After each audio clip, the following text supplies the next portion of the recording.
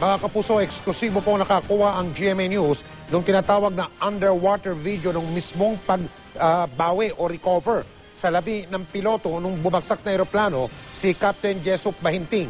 Mula sa Masbate, nakatutok live si John Consulta. John.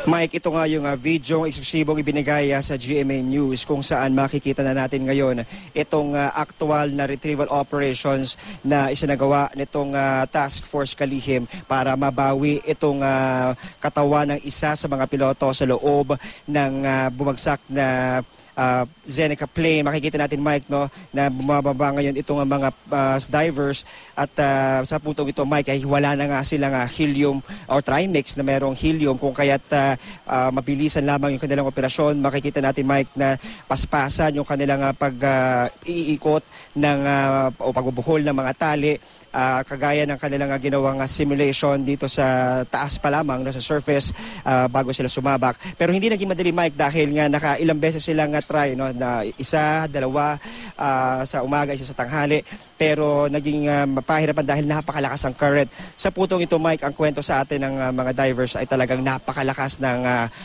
current sa ilalim, kung kaya't nahirapan talaga sila. Pero isa lamang daw ang kanilang nasa isip, ito ay ma-recover nga itong na-identify nila na isa nga sa mga biktima na si Captain Jessup Bahinting na sa ngayon nga ay na-recover at nailagay na dito sa punerarya dito sa Masbate.